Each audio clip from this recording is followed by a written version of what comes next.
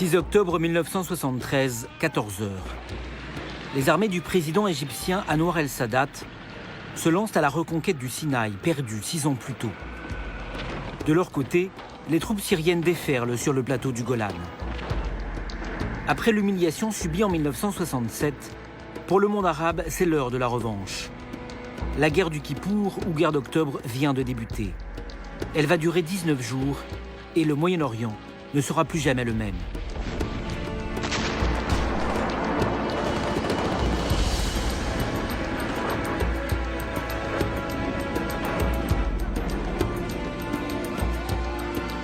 Ce conflit est le plus grand traumatisme de l'histoire d'Israël.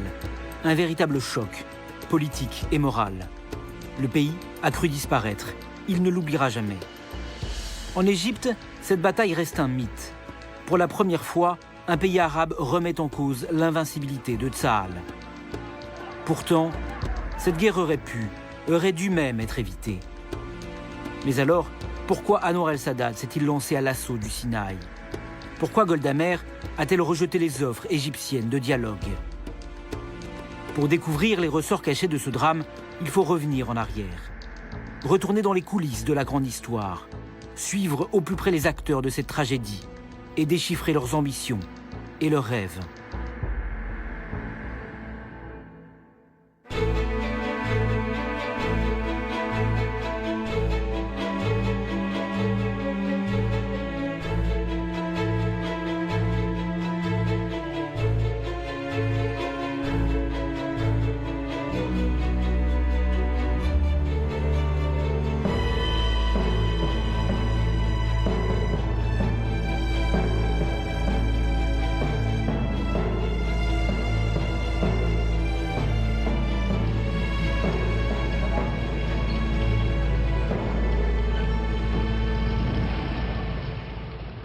Le Caire, 1er octobre 1970.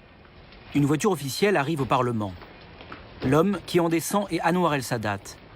Il a 51 ans. Il s'apprête à succéder à Gamal Abdel Nasser qui vient de mourir d'une crise cardiaque. Dans les rues de la capitale, des centaines de milliers d'hommes, de femmes et d'enfants pleurent la mort de celui qui a incarné pendant 18 ans les espoirs d'une grande nation arabe unie, qui a supporté les rêves d'un pays moderne, laïque et dominateur.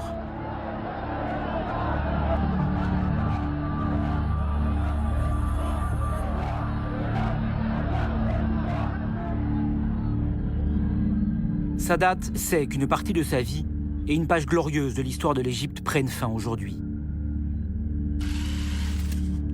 Aux côtés de Nasser, mais toujours dans son ombre, il a tout connu. Le combat contre les Britanniques dans les années 40, la révolution de 1952, la nationalisation du canal de Suez. Et puis, bien sûr et surtout, l'humiliation de 1967.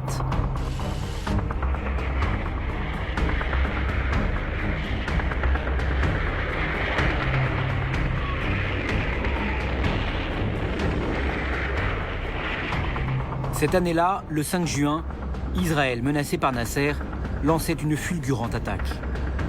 En 6 jours, l'État hébreu occupait le Sinaï, Gaza, la Cisjordanie, Jérusalem-Est et le plateau du Golan. Le monde arabe était défait, déshonoré. Depuis, c'est le statu quo. Aucune paix n'a été signée et Israël occupe toujours les territoires conquis.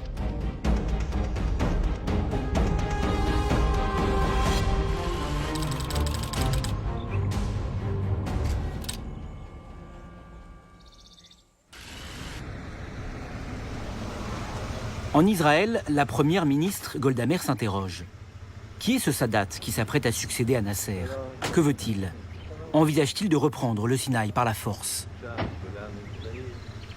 On ne le considérait pas comme quelqu'un d'important à l'époque. Tous les services de renseignement étaient unanimes. Sadat était faible, sans beaucoup d'idées. Et on s'attendait à ce qu'il soit remplacé rapidement par quelqu'un de plus puissant. Golda Meir ne s'inquiète pas.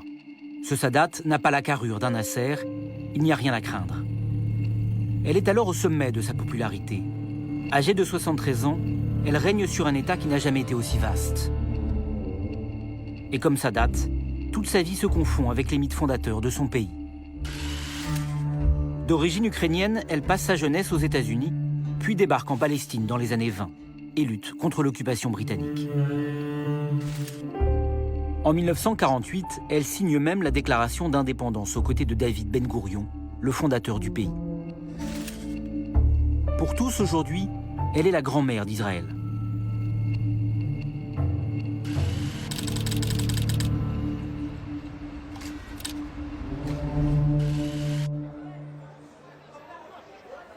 Désigné par référendum président de la République arabe d'Égypte 2 semaines après la mort de Nasser, Sadat sait que les défis qui l'attendent sont considérables.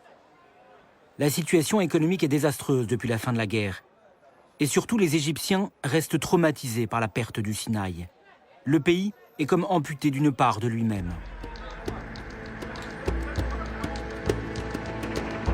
Sadat, aussi, ne supporte pas que le canal de Suez soit devenu la nouvelle frontière avec Israël. Il n'a qu'une idée en tête, traverser le canal pour restaurer la souveraineté de l'Égypte sur le Sinaï. C'est une mission sacrée.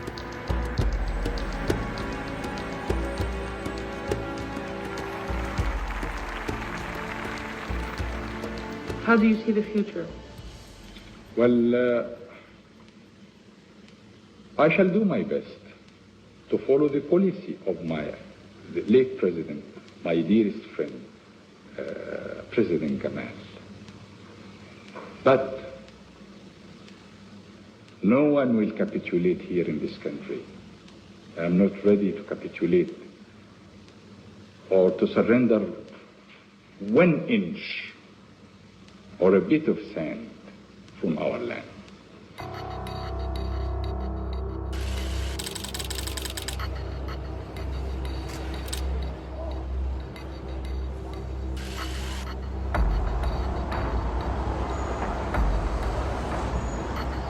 À New York, un diplomate des Nations Unies a écouté la déclaration de Sadat avec inquiétude. Le président égyptien semble prêt à utiliser les armes pour récupérer le Sinaï. Et il n'en est pas question. Toute la région s'embraserait à nouveau. Ce diplomate s'appelle Gunnar Jarring. Il est le représentant de l'ONU au Moyen-Orient. Depuis la fin de la guerre de 1967, il cherche un moyen de relancer le dialogue dans la région. Aujourd'hui, 8 février 1971, il remet une lettre identique aux 2 pays, avec des propositions de paix.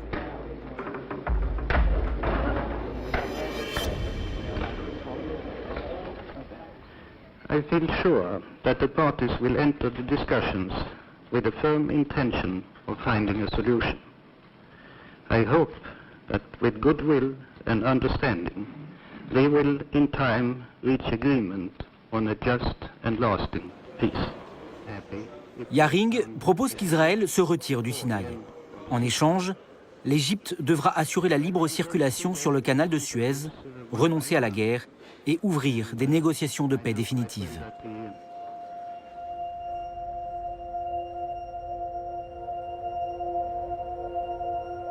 Au Caire, le président Anwar el-Sadat accueille la proposition avec intérêt.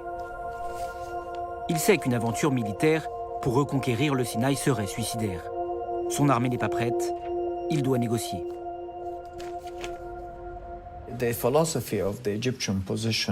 La philosophie de la position de l'Égypte à l'époque, c'était « trouvons un accord selon lequel les Israéliens accepteraient de se retirer du Sinaï par étapes. En échange, l'Égypte offrirait à Israël un pacte de non-agression. » Sadat transmet sa réponse à Jarring. C'est l'accord. Le président égyptien franchit là un pas historique. C'est la première fois qu'un leader arabe se déclare prêt à faire la paix avec l'État hébreu. Golda Meir est stupéfaite. Jamais elle n'avait imaginé que le président égyptien puisse adopter une position aussi radicale. Elle doit maintenant répondre à Jarring. Elle convoque à son domicile ses ministres les plus proches. Parmi eux, Israël Galili, son plus fidèle conseiller, et Moshe Dayan, le grand vainqueur de la guerre de 1967, est maintenant ministre de la Défense. C'est au sein de cette instance informelle, baptisée le cabinet de cuisine, que Golda décide de l'avenir d'Israël, dans le plus grand secret. Il ne faut pas revenir aux frontières d'avant 67, et même si les Égyptiens nous proposent une paix garantie par la communauté internationale. Oui, je suis d'accord.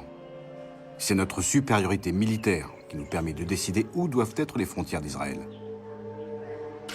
Golda, peut-être faudrait-il réunir tout le gouvernement pour discuter d'une décision d'une telle importance. Non, surtout pas. On se retrouverait avec un débat national sur les bras. Et je ne veux pas qu'on dise que je refuse la paix pour garder les territoires. Après des heures de débat, une opposition commune émerge. La conservation des territoires occupés finira par s'imposer aux Arabes. C'est une question de temps. La proposition Yaring est refusée. Ils voyaient le Sinaï comme une sorte de zone tampon, une zone de sécurité permettant d'éviter les tensions avec l'Égypte. Rien d'autre.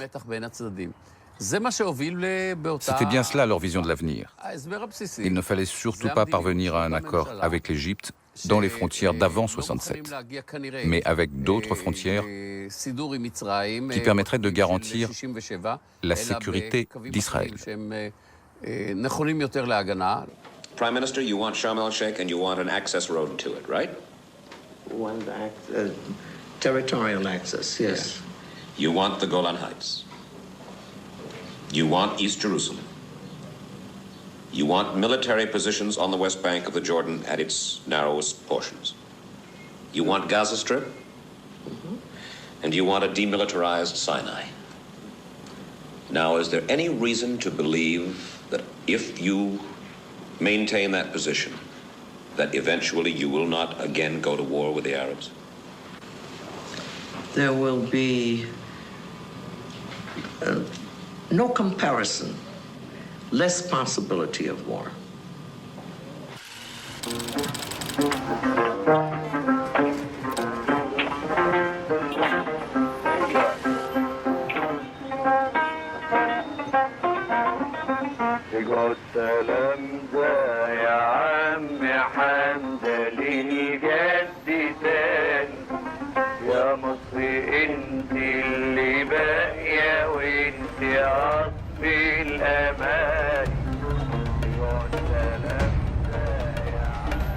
Au Caire, des milliers d'étudiants descendent dans la rue et manifestent contre Sadat.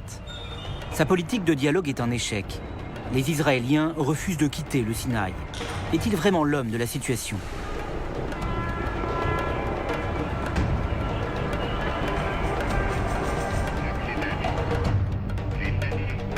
Face à l'agitation de son peuple et au refus d'Israël de négocier, Sadat décide publiquement de changer de stratégie. Le recours à la force pour récupérer le Sinaï devient une option.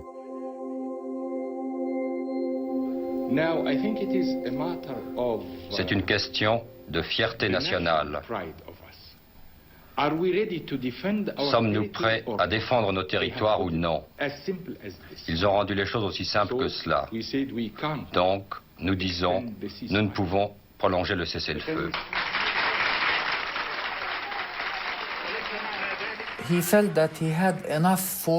Il se disait qu'il avait assez de troupes pour envisager une opération limitée.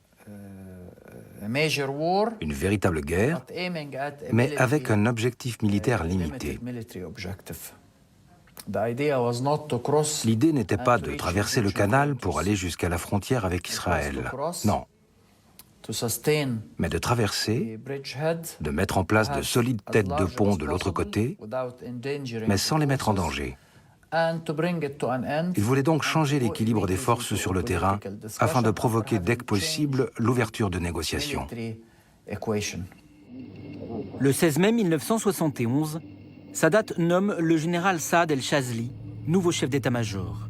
Sa mission, élaborer le plan d'attaque.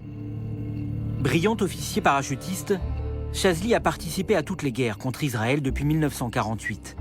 Et cette fois-ci, il est bien décidé à ne pas subir un nouvel échec. Il partage l'analyse de Sadat. Les troupes ne devront pas s'avancer trop profondément dans le Sinaï. Surtout, il faut qu'elle soit protégée par un bouclier de missiles anti-aériens afin que l'aviation israélienne ne les taille pas en pièces. C'est la clé du succès. Vous pensez déclencher une campagne rapidement? Eh bien, c'est une question politique. En fait, les soldats attendent les instructions des hommes politiques pour déclencher une campagne.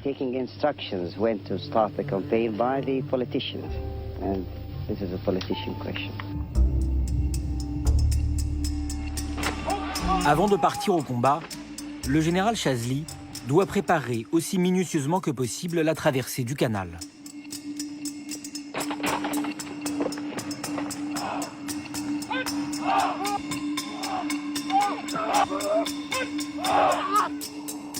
Il doit aussi réunir toutes les informations pour détruire la ligne de défense israélienne, la fameuse ligne Bar-Lev. Cette ligne est composée d'une trentaine de bunkers fortifiés construits le long du canal de Suez, chacun espacé de plusieurs kilomètres. Tout cela devra être réduit à néant, sinon l'opération sera un échec.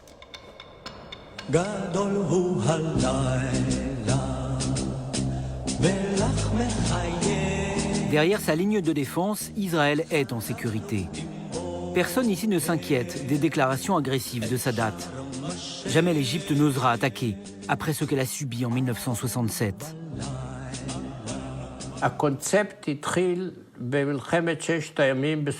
La guerre des 6 jours a totalement transformé notre façon de penser. Elle a vraiment affecté notre conscience nationale.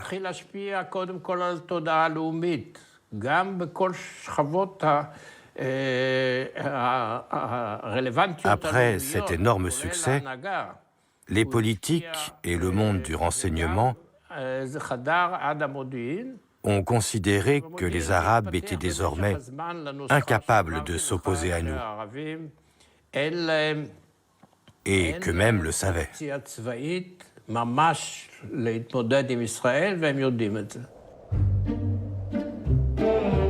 Les premières colonies apparaissent dans les territoires occupés au lendemain de la victoire de 1967. Le pays redécouvre sa terre, son histoire. Il s'approprie l'idée de l'existence d'un grand Israël. Tout d'un coup, une sorte de pouvoir divin a repoussé nos frontières et nous a permis d'avoir plus d'espace vital. Excusez-moi d'utiliser cette expression, mais c'est bien de cela qu'il s'agit. Notre espace vital s'était agrandi. Quelle terrible expression. Mais Israël ne mérite-t-elle pas ce qu'il y a de mieux, n'est-ce pas? Maintenant, les Israéliens vivent. Enfin. Le week-end, ils peuvent aller se baigner sur les plages de Sharm el-Sheikh ou profiter des collines verdoyantes du Golan. C'est le temps de l'euphorie, de l'insouciance, le temps du plaisir.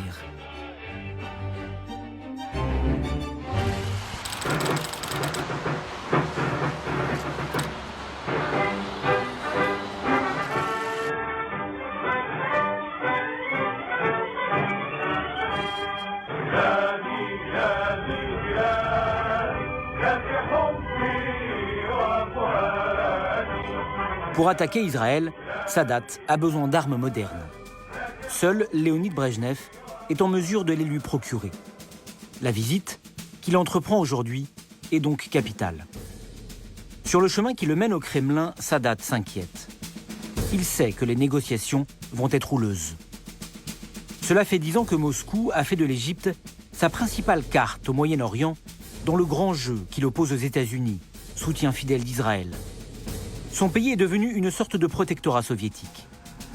Il veut desserrer cette emprise, pouvoir décider d'attaquer Israël sans en référer à Brejnev. Mais il sait aussi qu'il ne peut rien entreprendre sans lui. L'enjeu, c'était les armes. L'enjeu des relations entre l'Égypte et l'Union soviétique était très simple. Quel volume et quel type d'équipement militaire étions-nous capables de soutirer aux Russes pour gagner la bataille?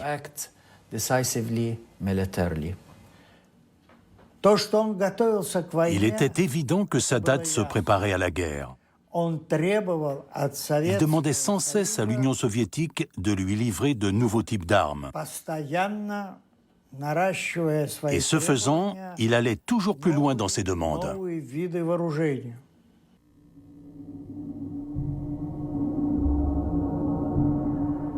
La conférence débute. Très vite, le climat se tend. Brejnev ne veut surtout pas se laisser entraîner dans une confrontation avec les États-Unis à cause des nouveaux objectifs de Sadat. Vous aurez les armes que vous avez demandées. Mais concernant les avions MiG, seul le gouvernement soviétique pourra vous autoriser à les utiliser. Personne n'est autorisé à prendre une décision sur les affaires égyptiennes, sauf le peuple égyptien lui-même, c'est-à-dire moi, en tant que président. Je ne veux pas de vos avions.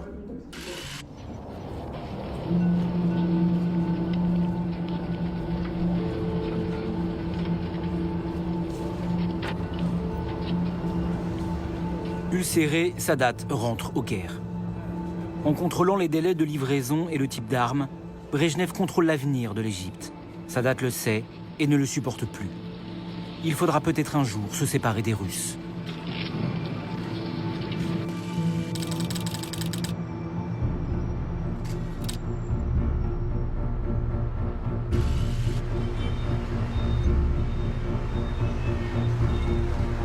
Golda Meir se rend de toute urgence au quartier général.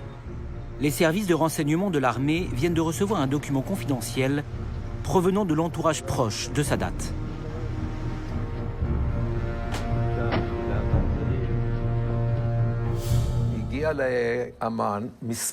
Nous avions reçu un document qui était une retranscription d'une conversation entre Anwar el-Sadat et Brejnev.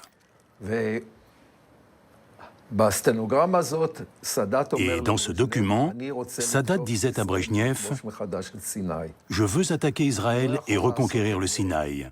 Mais je ne peux rien faire tant que je ne suis pas en mesure de maîtriser l'espace aérien au-dessus du Sinaï. Je vous demande donc de nous fournir des avions suffisamment modernes afin que nous puissions dominer l'aviation israélienne. »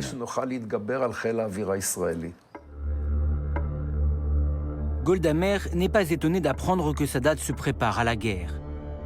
Et ce n'est pas tout. On lui transmet un autre document, tout aussi accablant.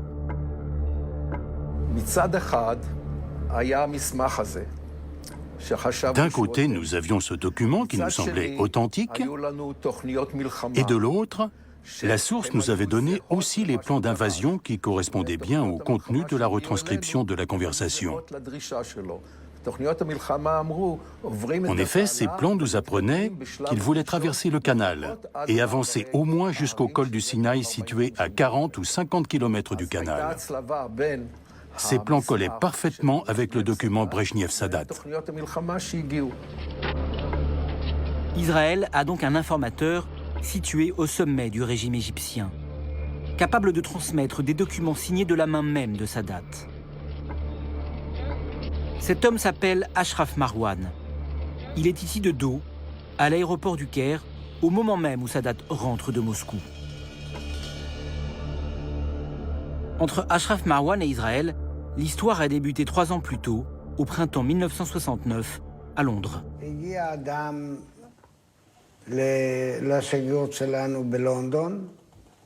Un jour, un homme est venu dans notre ambassade à Londres. Je parle de Marwan. Et il a demandé à rencontrer quelqu'un du Mossad.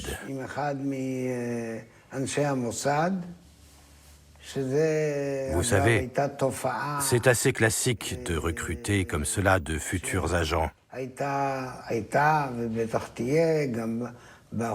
Ce sont souvent des volontaires.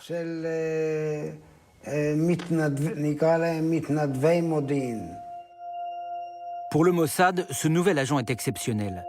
En épousant une des filles de Nasser, Ashraf Marwan a intégré l'élite du pouvoir égyptien. Et aujourd'hui, il est un des conseillers les plus proches de Sadat.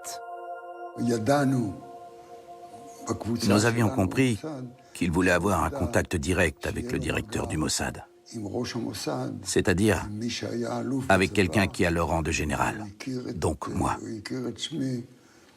Je savais alors que si je faisais bien mon travail avec lui, je serais en mesure d'obtenir des informations cruciales, aussi bien politiques que stratégiques. Il était une source tellement fiable. C'était comme si nous étions directement branchés sur le Caire. Ce n'était pas comme s'il nous disait « j'ai appris ceci ou cela de la part d'un quelconque sous-officier », non. Il était au top de la pyramide. Pour nous, c'était bingo. Et puis il disait aussi qu'il serait capable de nous alerter quelques jours avant, en cas de guerre. Et ça a été notre erreur fatale, notre tragédie. Mais pour l'heure en Israël, personne ne craint une attaque égyptienne. Et puis de toute façon, tant que Brejnev ne livre pas les armes que Sadat réclame, il n'y a pas à s'inquiéter.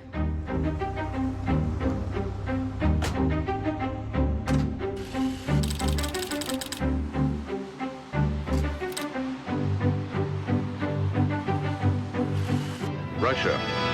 It is the first time the Kremlin has ever opened its doors for a president of the United States. But in meetings with top Soviet leaders, the president seeks and gets concrete results. This is the signing of the Strategic Arms Limitation Treaty, a giant step for peace.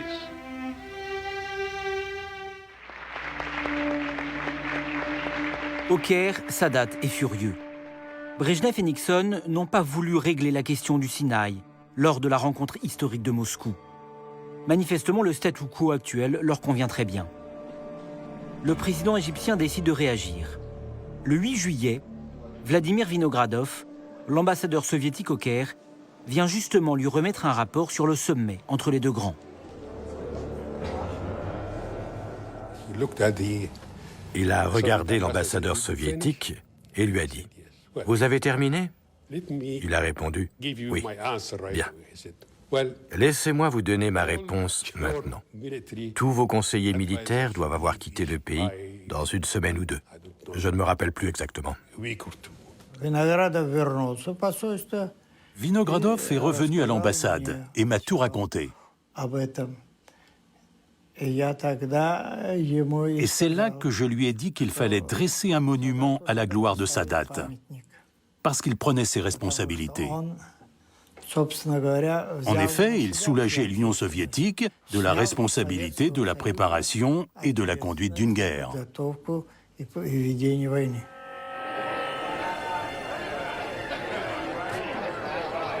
Quelques jours plus tard, Sadat annonce aux principaux cadres du régime sa décision. Si tous applaudissent, certains s'inquiètent des conséquences d'un tel geste.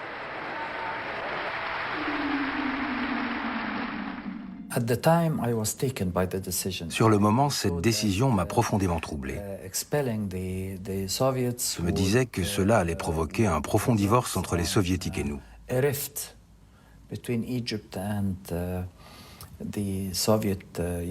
que cela rendrait encore plus compliqué notre capacité à obtenir d'eux les armes nécessaires à notre armée.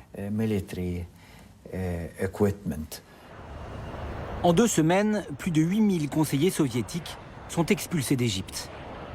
Mais malgré cela, Moscou ne rompt pas ses relations avec Sadat. Pour ne pas laisser l'Égypte et les autres pays arabes basculer du côté américain, et pour préserver un certain niveau de collaboration, il faut dire qu'on avait déployé tellement d'efforts là-bas. L'Union soviétique a considéré qu'il était nécessaire, avec moins d'intensité qu'avant, de continuer à livrer des armes et de fournir une assistance militaire à l'Égypte et aux autres pays arabes. Je pense avec le recul que Sadat a en réalité piégé les Soviétiques. Il les a piégés. Tout en maintenant ses relations avec eux, il leur donnait l'impression que l'Égypte n'était pas capable de combattre, qu'elle n'en avait pas le potentiel. Et de ce fait, il mettait les Russes sous pression en continuant à leur demander des armes, en leur envoyant des délégations régulièrement. Le ministre de la Défense est même allé 2 fois chez eux. Sadat vient de réussir un coup de maître. Moscou continue de le soutenir et à la Maison-Blanche, Henry Kissinger, le tout-puissant conseiller à la sécurité nationale du président Nixon, accueille avec intérêt l'expulsion des conseillers soviétiques. Kissinger était très étonné par cette décision. Pourquoi avait-il fait cela? Mais je me souviens qu'il disait aussi « c'est une bonne nouvelle », car c'était un geste que nous avons toujours demandé de sa part. Nous avons à ce moment commencé à réévaluer sa date, et nous nous sommes dit qu'il fallait sans doute le considérer comme quelqu'un de sérieux. Les États-Unis nous ont envoyé un message.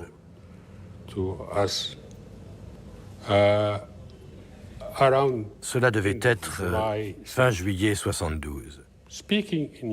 Le message était assez général. Il disait que ce serait bien de pouvoir se rencontrer pour commencer à échanger des idées un peu générales sur les problèmes du Moyen-Orient.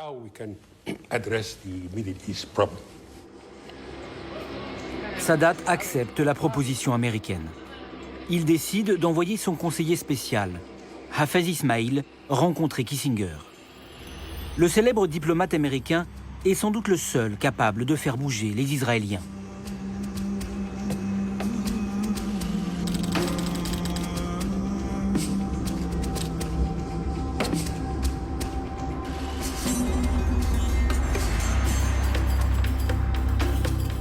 Sept mois plus tard, Hafez Ismail est aux États-Unis. Il se dirige secrètement vers une luxueuse propriété de la banlieue de New York, où l'attend Henry Kissinger. Il n'attendait pas trop de la rencontre. Mais il pensait qu'à partir du moment où les Américains en avaient pris l'initiative, c'était sans doute parce qu'ils avaient quelque chose à proposer.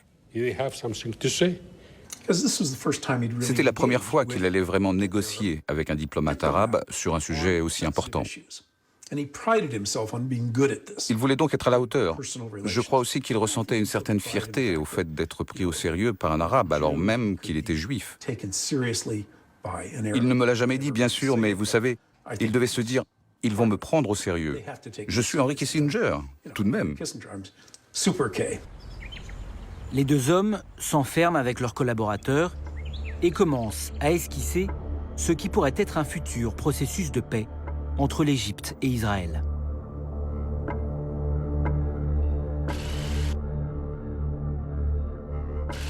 Ce que nous voulons, c'est un retrait complet d'Israël du Sinaï. Nous le savons. Mais qu'offrez-vous en échange? Eh bien, de passer d'un état de guerre à un état de paix, tout en prenant en considération les impératifs légitimes d'Israël en matière de sécurité dans le Sinaï. Quel planning avez-vous en tête? Une première étape doit être réalisée pour septembre.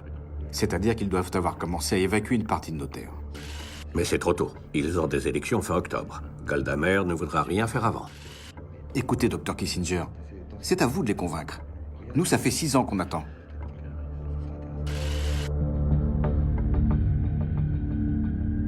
Après 2 jours de discussion, les deux diplomates se séparent. Ils prévoient de se revoir en mai. Par un étonnant hasard du calendrier, alors que Hafez Ismail rentre en Égypte, Golda Meir, elle, arrive à la Maison-Blanche pour discuter du programme américain d'aide militaire. Kissinger en profite pour la mettre au courant de ses échanges avec le conseiller de Sadat.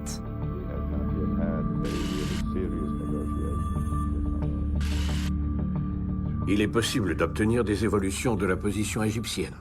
Mais encore une fois, si vous êtes d'accord. Nous ne voulons pas prendre cette direction. Le problème, c'est que les Arabes ne veulent pas de nous. Ils voudront nous mettre dehors.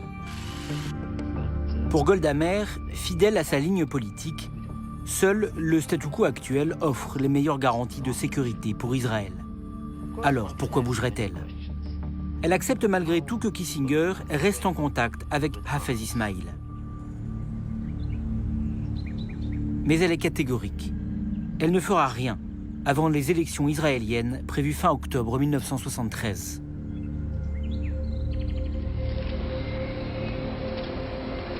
De son côté, Hafez Ismail est déçu des 2 jours qu'il vient de passer avec Kissinger. Il a bien compris que le diplomate américain aura du mal à convaincre les Israéliens de bouger avant leurs élections. Sadat a dit, vous voulez dire que les Américains demandent à l'Égypte et aux Arabes encore des concessions. C'est donc cela le message. Ils veulent de nouvelles concessions. Mais quelles concessions pourrais-je faire? C'est notre terre qui est occupée. Et moi, Sadat, j'ai déjà pris des initiatives. J'ai proposé un accord intermédiaire, par exemple, avant l'accord final de retrait du Sinaï. Sadat a dit, mais qu'est-ce que je peux faire de plus? C'est à ce moment-là que les Égyptiens ont arrêté de croire que nous étions sérieux, parce que nous repoussions en permanence les choses. Et ils avaient raison, nous n'étions pas très sérieux. Quelques semaines plus tard, le 9 avril 1973, Sadat accorde une interview retentissante à l'hebdomadaire américain Newsweek. À ce moment-là, le président égyptien en est arrivé à la conclusion suivante. Les Américains ne bougeront pas tant qu'ils ne seront pas choqués. Il fallait créer ce choc, un véritable choc, passer à l'action. Jamais il n'a été aussi clair. Si personne ne fait pression sur Israël, la guerre est inévitable. Mais du côté de la Maison-Blanche, on ne le prend pas au sérieux. Je crois que l'erreur fondamentale de Kissinger à l'égard des Arabes en général et des Égyptiens en particulier a été de considérer que tous étaient velléitaires et qu'ils n'avaient en réalité aucune marge de manœuvre. Ils pouvaient parler, être menaçants, faire toutes sortes de choses, comme d'avoir le soutien des Russes. Mais au final, militairement, ils ne représentaient pas une véritable menace pour Israël. En fait, les Américains nous regardaient comme si on était toujours en 1967. À l'époque, on avait été écrasés. Selon eux, l'histoire allait se répéter. Donc, ils ne voulaient pas s'impliquer.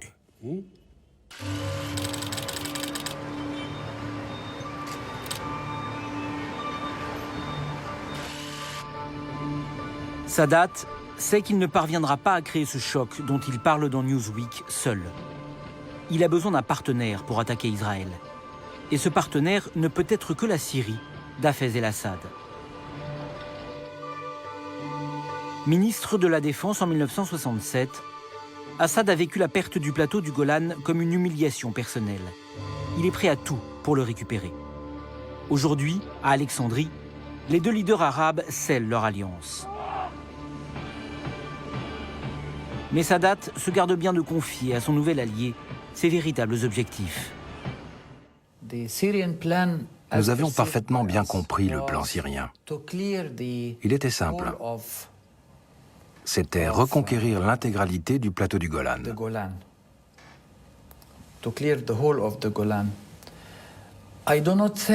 Je ne pense pas que nous, à l'époque, on ait vraiment expliqué aux Syriens jusqu'où on comptait faire pénétrer l'armée égyptienne à l'intérieur du Sinaï. Sadat ne révèle donc pas qu'il prévoit une offensive limitée de l'autre côté du canal pour forcer Israël à reprendre les négociations de paix. Alors, pour convaincre Assad de sa détermination, Sadat ordonne au général Chazli, son chef d'état-major, de préparer un autre plan de guerre, prévoyant l'invasion totale du Sinaï. Dans son journal, Chazli écrit « J'étais sidéré par cette duplicité, mais en tant que militaire, j'ai obéi et gardé le secret. »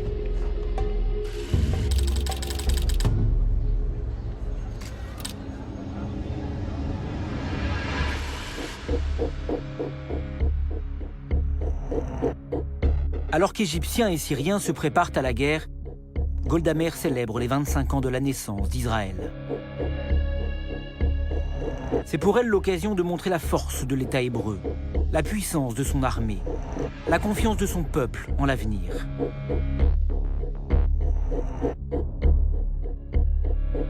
Au milieu de la foule, Yitzhak Brook, un jeune médecin de 25 ans, est venu spécialement à Jérusalem assister au spectacle.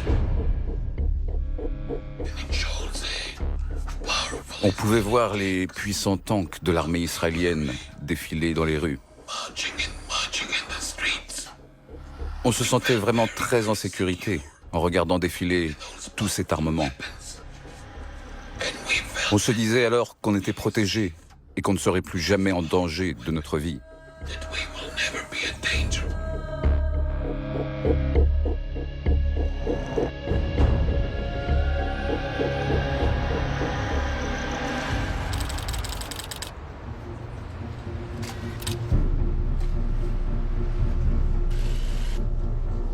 La marche vers la guerre est maintenant inéluctable. En marge d'un sommet organisé avec le roi Hussein de Jordanie, Sadat et Assad déterminent la date de l'offensive. Ce sera le 6 octobre, dans 3 semaines. Le roi Hussein, écarté de la confidence, comprend que quelque chose se trame. Et selon ses informations, l'armée syrienne serait déjà en ordre de bataille. Lui, qui a perdu en 1967 la Cisjordanie et Jérusalem-Est, ne veut pas être entraîné dans une nouvelle guerre au nom de la solidarité arabe. Alors, il décide de prévenir Golda Meir. 2 semaines plus tard, le 25 septembre, le roi s'envole pour Tel Aviv. La visite est évidemment secrète. Les 2 pays sont toujours officiellement en guerre depuis 1967. Le but de sa visite était de nous dire une chose, que l'armée syrienne se préparait à la guerre. Hussein expliquait cela en nous disant que l'armée était déjà prépositionnée, dans les starting blocks, comme on dit. Golda lui a demandé, « Mais dites-moi, ils sont fous? Sont-ils conscients des conséquences pour eux ?» Puis Golda lui a dit, « Selon nos évaluations, la Syrie ne partira pas en guerre sans l'Égypte. Est-ce juste ?» Et il a répondu, « Oui, absolument. Nous avions dès lors l'assurance que la Syrie n'attaquerait pas seule. » Quand j'ai lu le rapport de la rencontre, une chose m'a inquiété. Golda n'a pas posé la seule question importante et dont la réponse nous était essentielle. Je veux dire la question. La date de l'attaque. Golda Meir ne prend pas au sérieux l'avertissement du roi Hussein. Selon ses informations, tout est calme en Égypte. Les risques de guerre sont donc très faibles. 2 jours plus tard, le 27 septembre, une unité de réservistes israéliens arrive sur le canal de Suez pour 1 mois, période habituelle de rotation des effectifs.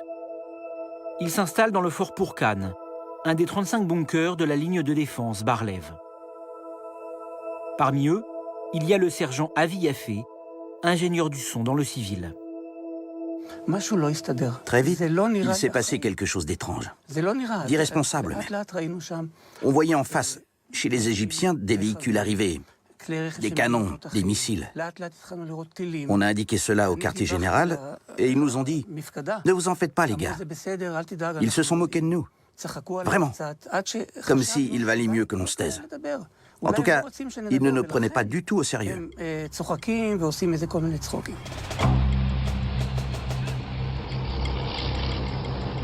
Pour le quartier général israélien, ce qu'observe le sergent Avi Yafé, ce ne sont que les manœuvres d'automne de l'armée égyptienne. Un exercice très classique à cette période de l'année. Rien de plus. On avait lancé ce qu'on a appelé le plan de ruse stratégique. Ce plan comprenait plusieurs choses et avait pour but de faire croire aux Israéliens et à tous ceux qui nous surveillaient, et particulièrement les États-Unis, que tout cela n'était pas une préparation à la guerre.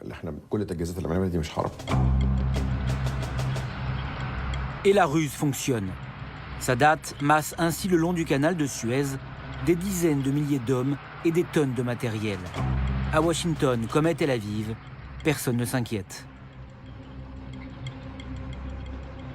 Il y a eu beaucoup d'erreurs de jugement. Beaucoup sont liés au fait que les Israéliens étaient très supérieurs militairement, grâce notamment à notre aide. Mais ils savaient aussi y faire, bien sûr. Et puis, ils avaient de superbes services de renseignement. Et comme ils nous disaient qu'il n'y avait pas de danger, qu'il ne fallait pas s'en faire, alors on ne s'en faisait pas, forcément. Et cela a été une très grave erreur.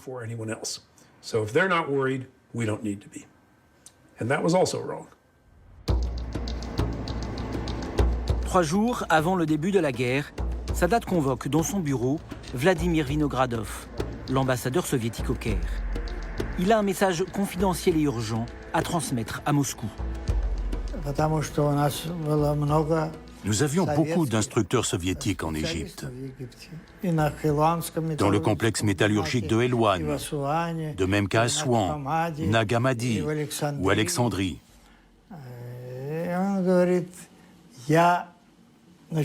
Sadat a dit « Je vais commencer la guerre. Je ne veux pas mettre en danger la vie des Soviétiques. C'est à vous de décider si vous voulez évacuer ou pas. Mais c'est mon devoir de vous le dire. » Sadat livre donc le secret le mieux gardé d'Égypte, sûrement pour préserver ses relations avec les Soviétiques en vue des semaines cruciales qui s'annoncent. Le même jour, Ismail Ali, son ministre de la Défense, est en Syrie pour fixer l'heure de l'attaque. Prévu initialement en fin de journée le 6 octobre, Assad et lui tombent d'accord. L'offensive aura lieu à 14 h.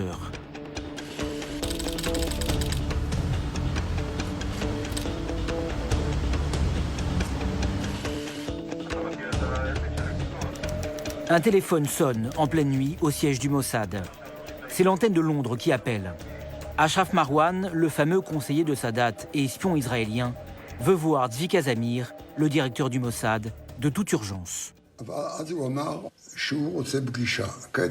Il a dit qu'il voulait me rencontrer. Nous avions mis au point une phrase spécifique entre nous, dans le cas où il devait me parler de guerre.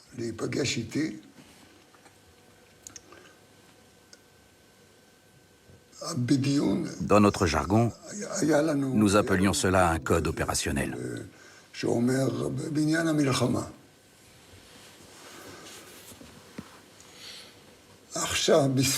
Il n'a pas utilisé ce code dans son message. Donc, a priori, la guerre n'allait pas éclater aujourd'hui, demain ou le jour d'après. Mais il voulait quand même me voir d'urgence à Londres.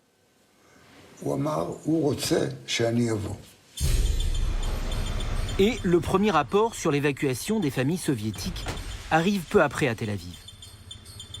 Dès le lendemain matin, le 5 octobre, Golda Meir convoque une réunion de crise.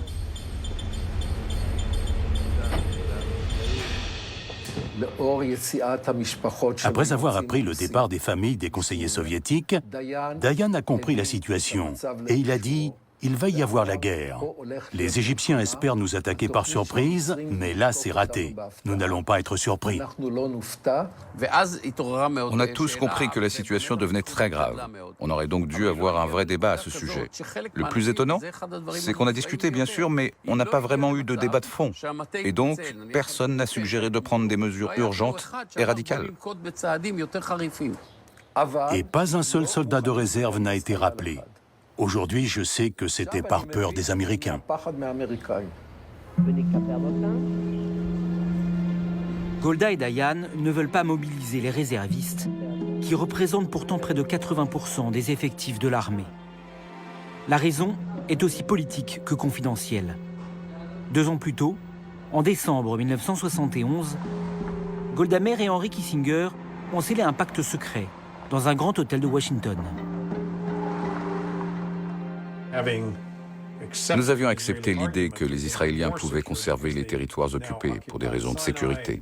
En contrepartie, ils devaient se calmer sur la gâchette, si vous voyez ce que je veux dire. C'est-à-dire qu'en cas de menace, ils ne devaient pas faire de frappe préventive. Ils pouvaient se défendre, évidemment, mais seulement après avoir été attaqués en premier. Quoi qu'il en soit, pour l'heure, mobiliser les réservistes semble prématuré. Zamir, le directeur du Mossad, est en route pour Londres.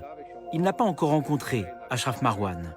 Et puis, ici en Israël, on est convaincu que l'espion égyptien pourra prévenir d'une attaque au moins 48 heures à l'avance. Il n'y a donc pas à s'inquiéter. Nous avions assez d'informations pour confirmer la menace. Mais on attendait quand même le résultat du rendez-vous de Zvika Zamir. Du coup, nous n'allions avoir que 10 heures pour nous préparer. Et cela a été notre plus grave erreur.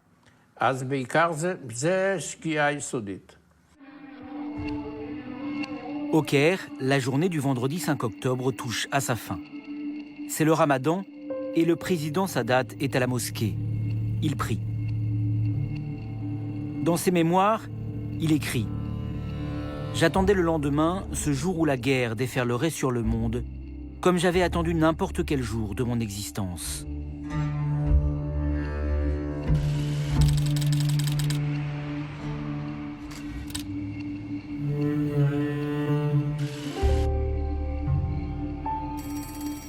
Quelques heures plus tard, un coup de téléphone réveille Golda Meir.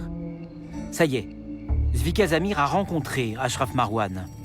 Et ce que vient d'apprendre le directeur du Mossad pourrait bien changer l'avenir du Moyen-Orient.